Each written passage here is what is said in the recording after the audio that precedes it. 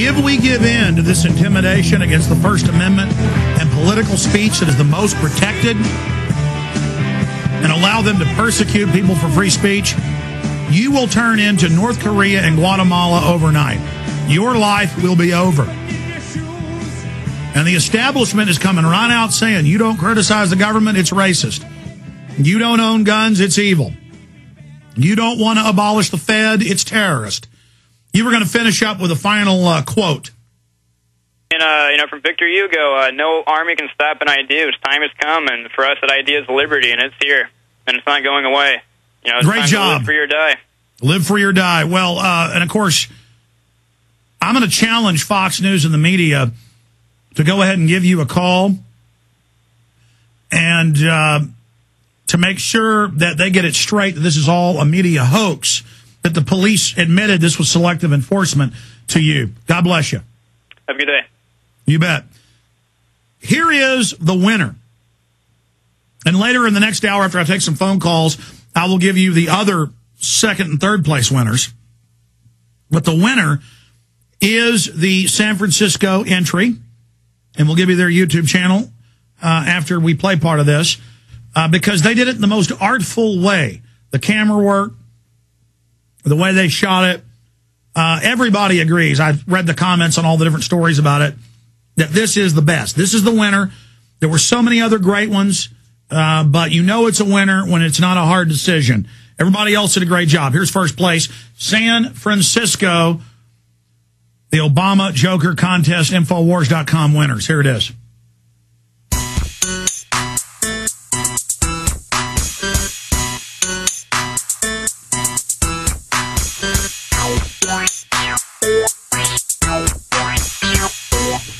I will narrate this for some of the radio listeners who can't see it at prisonplanet.tv, that they're putting them up at the United Nations, putting it up at the CFR, putting them up at... The signs depict President Barack Obama as the Joker or a clown.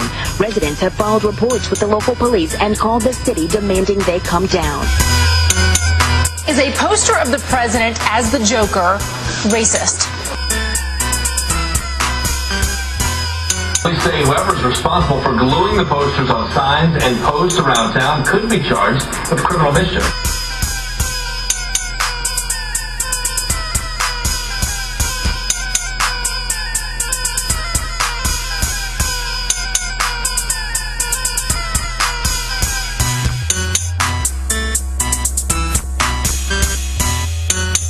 He puts them up at Bohemian Grove. So mean and gruesome and evil, and this is not something that you want to, as an American, to portray your president, no matter what you think.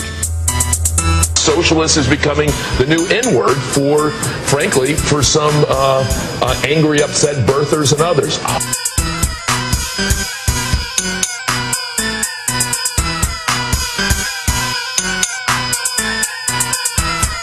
The Joker's imaginary from a comic book. He didn't really steal 23.7 trillion of the American people's money. He didn't really actually do that. But Barack Obama and his criminal gang did. And that's why they are the real Jokers.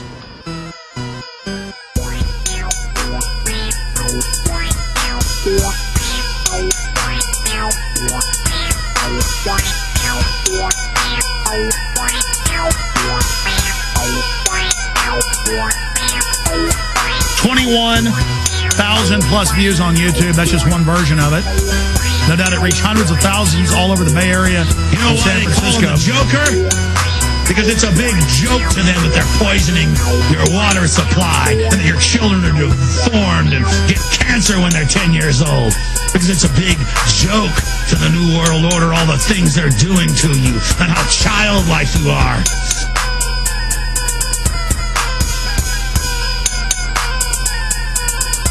All right. That is the winner. Number one stories for Okay, I'm going to take your calls for the next 30 minutes or so.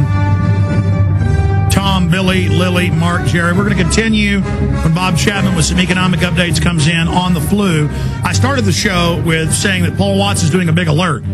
Major British news has internal CDC documents, but I've already heard about this through the medical facilities, people we know in Houston, where they did the first trials a few weeks ago. It killed at least 25 people, and that's with the medical system covering it up.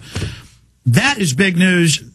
The head of Health and Human Services, she needs to be asked at every press conference she gives about this.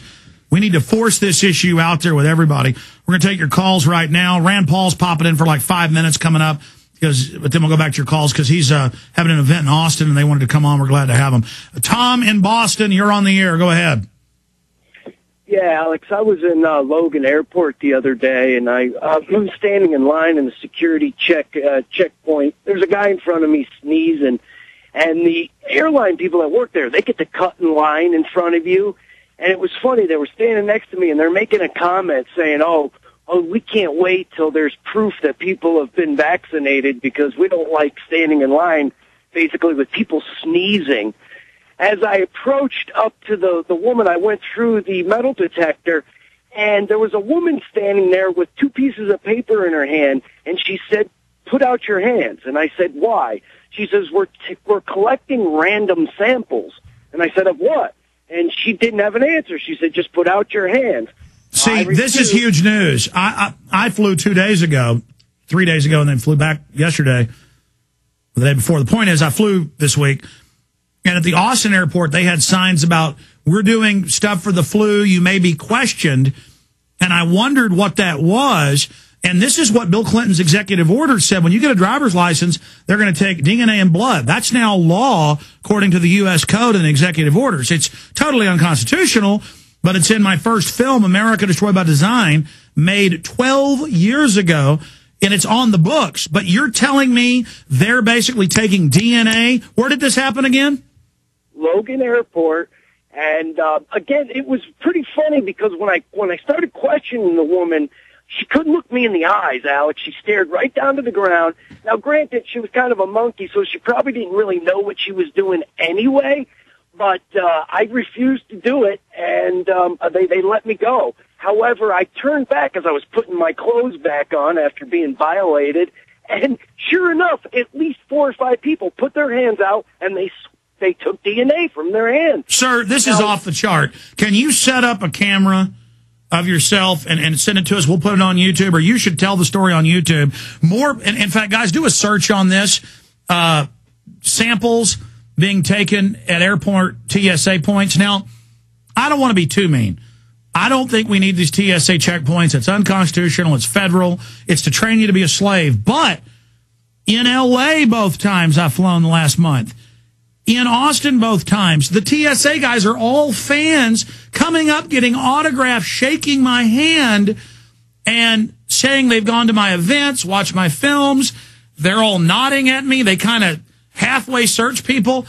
So in L.A. both times, and in Austin the last 2 times, that's 4 times I've flown, flying there, flying back, flying there, flying back, 2 trips. Both times they're fans. I had LAPD cops, after I went to the checkpoint, go, hi, Alex, and smile at me. The checkpoint guys are fans. The cops are fans. It's incredible. So they all know it's a load of... Look, I'm telling you, man, this country is on the edge of revolution. I'm just little old Alex Jones, and all these people are waking up. It's incredible. So, so I don't want to just sit here and say, a lot of these are just poor people that want a job. And it's a good thing you said no. A lot of people say no to the body scanners because they know what they are, and they let you go. And I've been in airports that have them. You're not putting me in one. I'll let them arrest me and take me to court because I am not going to have them with a naked image of my body. They already have cameras that do it from a distance anyways, but it's making you submit to them. Stay there.